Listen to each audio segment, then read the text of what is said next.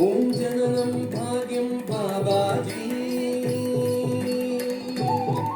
Om Sangam Amritam Babaji. Om Yogam Siddham Babaji. Om Dhanam Punyam Babaji. Om Sharanam Vinayam Babaji. Om Swaranam Swargam Babaji.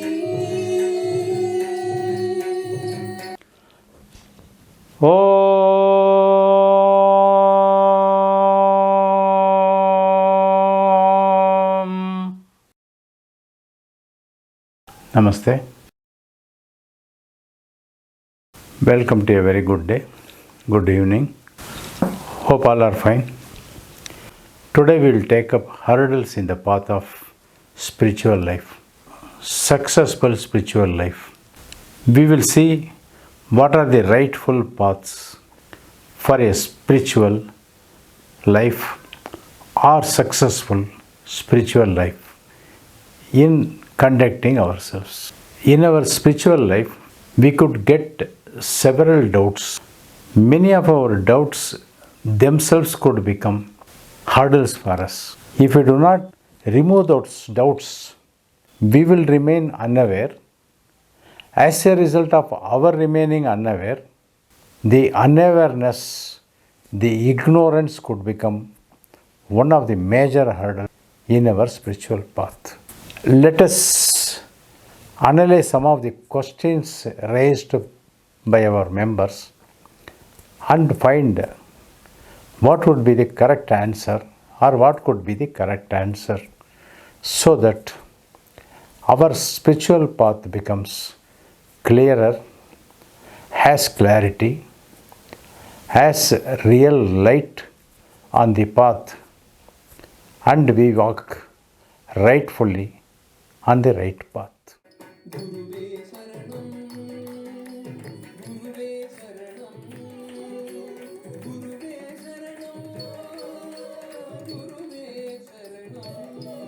If moksha cannot be attained with a single process, so does it mean that a disciple should only strictly follow the process of japa, worship of deity, and other activities shared by Guru? Even if we get Diksha from a Guru on several aspects and we continue to get such guidance from Guru, and also we continue to worship gods to whom we wish to worship, including Jnap Japa, Abhishekam, recitation of mantras, following tantras, yantra, various methods. Does this likeness to these methods might increase or decrease our speed and our spiritual journey? Is another question. Should we follow only one worship, one sadhana, one process at a time, as guided by Guru, for speeding up our process and stop what we just like to do? Another sub question. When to do what amount of it to do, what should be included, what should be excluded, is a must require thing to know for us. Spiritual life is very complicated, very easy, very troublesome, very smooth path oriented. It is a simple process. It is a complex process. It is a complicated process. As we think it could reflect on us in that way. Spiritual process is like joker. Whichever way you want, you can tune it. Whichever way you want, you can mend it. Whichever way you want it, we can bend it. Whichever way we wanted to make it smoothen, we can smoothen it. For a spiritual growth, we need not do japa, mantra, tantra, yantra, worship, upanyasa, sannyasa, or deep devotion, or puja punaskara. Orthodox way of approaching the Lord, kirtana, praising songs, anything can be used. Nothing needs to be used also. Let us be very clear about it.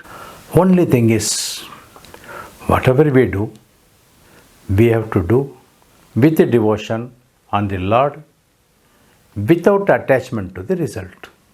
Only two things.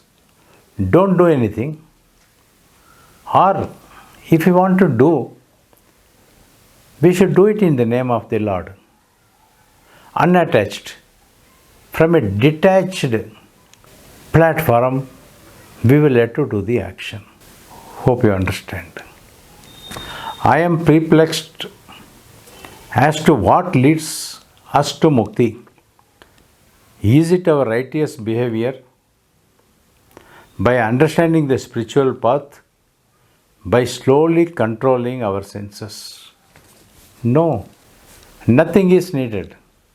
Only surrender is more than sufficient. If you are doing any action, we do that action, do that karma, do that assignment in the name of the Lord, without any attachment, again from a detached platform, do everything in the name of Lord, no expectation of any kind of returns, any kind of fruits, no desires are attached, no rewards are attached, no rewards are expected. If these conditions are there, one becomes very innocent. The moment we become innocent, Lord picks us from wherever we are. Okay? Does this mean that we have to understand that He and He alone, the Almighty, is behind all doing? But we have to have free will to do good extent, so still there is need for explanation. Is it that one should surrender to the will of the Lord? Hence one does not do anything. At least I find I am quite ignorant and cannot really understand what non-doing is. Doing is not a crime. Doing is a must. Doing with attachment is the problem. Doing with ignorance is the problem. Doing with full awareness that Lord is causing me to do, I do not have any desire on it. I do not have any reward expectation from this. I do not carry any desire on this. These three qualifications themselves qualify you. Non-doing does not mean keeping quiet. Non-doing has a very high connotation. I do everything, but I do not claim anything. Sarvama Krishnarpanamastu. Sarvama Brahmarpanamastu. Doing everything because I have come to this earth to do something, or to do more things, or to do everything. But having done everything, I remain a non-doer. I am not the Karta. Paramakarta is the Karta. I am not the Paramatma, but I am part of the Paramatma. Just I remain part of the Paramatma. I am Jivatma. So long I remain Jivatma. I do anything. I could do everything from a non-doer platform. It does not mean that from 6 a.m. to 6 p.m. and 6 p.m. to 6 a.m. I see many things happening in front of me. I do not respond. I do not react. I have to react to the situation in a rightful manner from a detached platform without expecting any name, fame, reward, or not influencing any of my desires on it. So long this happens, your needle is at 0, not at 99, not at 1. I do not react. I have to react to the situation in a rightful manner from a detached platform without expecting any name, fame, reward, or not influencing any of my desires on it. So long this happens, your needle is at 0, not at 99, not at 1. Exactly, the needle is at 0. You are unmoved. You have done all the actions, but all the actions are done in the name of the Lord. In His presence, when you feel He is absent before you, when you are not able to see Him, you will be able to sense Him.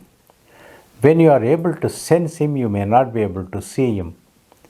When you are able to see Him, you will forget to sense Him.